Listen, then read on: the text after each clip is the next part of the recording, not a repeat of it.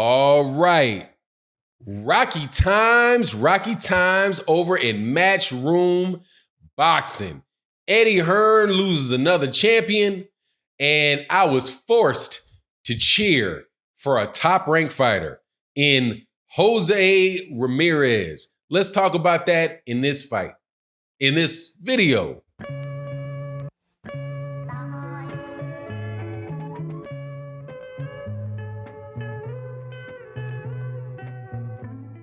All right, it's a big fight, unification fight at 140 pounds. Ramirez versus Maurice Hooker. Maurice Hooker gets knocked out. I can't remember what round it is, but Maurice Hooker gets knocked out. And hey, man, that goes to prove all you that think that I only root for the black fighter. That's not true. Because I was rooting for Ramirez in that fight. I told people beforehand I was rooting for Ramirez in that fight. And I was rooting for Ramirez in that fight because I cannot support Matchroom Boxing. I cannot support Matchroom Boxing. Eddie Hearn is the most corrupt promoter that I have ever had the misfortune of observing as a boxing fan. And I don't think that there is a close second at this point. People always throw the name out there about Don King and talk about how Don King ripped off fighters, how Don King did this, how Don King did that. But I have never heard of Don King. Never has Don King did something like put a man that he knew was under the influence of performance-enhancing drug into a boxing ring and not tell the other fighter and let them have an opportunity to know whether or not they wanted to continue on with the fight. That I know of. Now, could it have happened and we didn't know about it? It could have happened and we not know about it. But this, we do know that he did it. And shout out to Fred from Barbershop Conversation, who had that lion snake out there screaming and hissing and twitching and rattling his tail, lost all kind of cool when he was pressed by Fred from Barbershop Conversations. If you're not subscribed to Fred from Barbershop Conversations, subscribe to Fred from Barbershop Conversations. Oh, I'm sorry. Before I do that, I want to welcome you back to the channel, subscribers. If you're not subscribed, subscribe and hit the bell icon. Much love and support to the people for the people on the Patreon page. Also, people that donate in the live streams through PayPal, through Cash App, Venmo, and also the super chats, and everybody that comes Monday through Friday and Sunday on OG Boxing Talk. Sorry for taking that out of order. I couldn't wait to get into this conversation. Maurice Hooker, I didn't think Maurice Hooker was going to win that fight. I just don't think Maurice Hooker was strong enough a fighter to beat Jose Ramirez. I'm down here in Texas, so I wasn't going to make a bunch of videos about it. I wasn't going to really talk a lot about it because, hey, man, I didn't want to be out here in Texas not, speaking negatively about the Texas fighter. I definitely wanted these guys, tickets to do well and all that good stuff because, hey, man, Maurice Hooker is, he's a Texas guy. I'm officially in Texas, so I got to do my part, but I wasn't buying it. And when the fight started, it was pretty obvious right away that Ramirez was just too strong for him. He's Maurice, and he could eat any shot that Maurice Hooker threw at him. Because Maurice Hooker hit him with some nice shots, but just the weight, the strength, the tenacity of Ramirez, it was just too much for Maurice Hooker. And Maurice Hooker got caught with some big shots, and they had to stop the fight.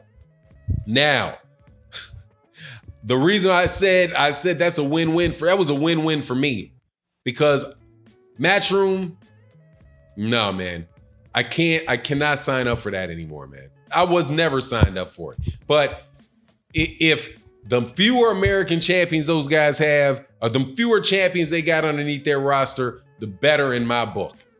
Because that type of thing, seriously, for like 3 days, I have not been able to get through my head the amount of how incredibly fixed that fight with Oscar Rivas versus the fight between Oscar Rivas and and Dillian Whyte was. Now, when Fred from Barbershop Conversation, shout out to Fred from Barbershop Conversation, talked to Eddie Hearn, he asked, Eddie Hearn told more stories. I mean, just contradiction story. One day he says, I didn't hear about it we didn't call them in until the day of the fight. And then after that, you heard about it 3 days before. He blames it on UCAD. That's the British Boxing Control. No, it's VADA, it's UCAD. First of all, it's not VADA because VADA didn't do the testing. UCAD did the testing. VADA outsourced the testing to UCAD, the UK, United Kingdom Anti-Doping, however you fill it out. But UCAD just does the testing. They are given the rules. They run the test. They administer the program. They give their finding to the British Boxing Board of Control. The British Boxing Board of Control is the one that approved them. UCAD didn't approve them because UCAD didn't call a hearing, did they? Who was the hearing with, Eddie? The hearing was with the British Boxing Board of Control. The hearing wasn't with UCAD. Was it the British Boxing Board of Control sitting next to you in a seat looking up at UCAD? No, it was the British Boxing Board of Control in a secret meeting, right? In a secret meeting, allowed one guy to go on and somebody else I want to shame in this whole thing. Spencer Fearon. I know this is a video flying all over the place, but I got to get all this out and I'm not going to do all these in individual videos. Spencer Fearon was on an interview in IFL TV and he accuses Oscar Rivas of also having tested positive tested positive. And he says, allegedly, because I don't want anybody to sue me. Allegedly, I don't want anybody to sue me. But I hear that he tested positive too. And then people run off with, they both tested positive. No, they did not both test positive. Dillian Whyte tested positive, which is why Oscar Rivas is suing. Oscar Rivas's promoter has threatened to sue them because they were not informed. Eddie Hearn isn't saying anything about we weren't informed. We just found out that Oscar Rivas tested positive. And I just want you guys to put your common sense hat on. Do you think that if Oscar Rivas had tested positive, now there's no proof behind this. What are the chances that if Oscar Rivas had tested positive, that the British Boxing Board of Control would have had a secret meeting with his promoter and then not told Eddie Hearn or Dillian Whyte that Oscar Rivas had tested positive, and then Oscar Rivas wins the fight? What do you think Eddie Hearn would be doing? You think any of this stuff that Eddie Hearn is saying, any of this stuff that Eddie Hearn would be saying would be actually being said? And then Eddie Hearn tries to deflect. Shout out to boxing, to Barbershop Conversation. I can't commend that dude more on that excellent journalism he did. And look, man, the boxing channel that keeps saying that these guys that are asking these questions are not real journalists, stop it. That was a real journalist asking tough questions to a hostile interviewer who was trying to deflect and ask the interviewer a bunch of questions.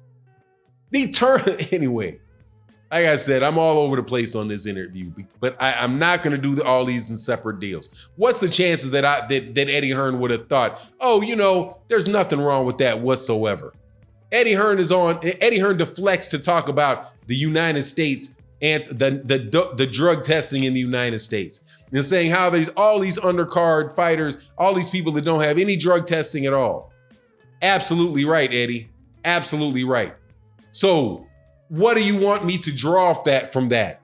That because there's no testing that take place on undercard fighting or many undercard fights in the United States, that it should excuse you for somebody that tested positive, putting somebody that tested positive in the ring? That is an ethical issue with you, Eddie. You thought it was okay. You say that you had all these contractual obligations, and that's why you couldn't cancel a fight. If somebody walks in there with under the influence of performance enhancing drugs, do you seriously think that if they said they could sue you for what? Breach of contract because you wouldn't allow them to get in and they wouldn't let you get because you wouldn't let them get into the ring under the influence of performance enhancing drugs? You're a liar. But we all know that anyway. So look, man, That's why I'm glad Maurice Hooker lost. I'm happy he lost because that's one less champion the Matchroom has. Tevin Farmer, come on, Tevin Farmer, get in there with Gervonta Davis so they can have one less. Okay, what an absolute man! I'm telling you, man. I think Eddie Hearn is the worst thing about boxing right now. And another lie these dudes were telling. He's got his little troll, his little mini-me, this mini-me Eddie Hearn, mini Eddie Hearn that Barbershop Conversations was interviewed lying about, Wilder only sold 5,000 tickets. Oh, how do you know that? Oh, that's our business to know. Fred from Barbershop Conversations says, oh, no, well, I was there at the fight. I would say there was between 10 and 13,000. So the little mini Hearn asked him, well, how do you know? He said, I don't know. I'm estimating. I was there. I looked at the crowd. It looked about 10 to 13,000. I didn't count everybody. Well, then you don't know. But you know it's exactly 5,000. But he doesn't know. You know. Because of what? You looked up the numbers and it was exactly 5,000. Then if it was exactly 5,000, you need to inform Eddie Hearn because Eddie Hearn says 6,000. So which one of you are lying? Is it Eddie Hearn lying or is it mini lion scumbag Eddie Hearn lying? Is it 5,000 or 6,000? Matchroom, make up your mind. Anyway, join me on OG Bison Talk on Sunday morning. Actually, by the time this comes out, we probably already had OG Bison Talk. Much love to everybody that watched the video. Thank you for your support. And with that, I'm out. Peace.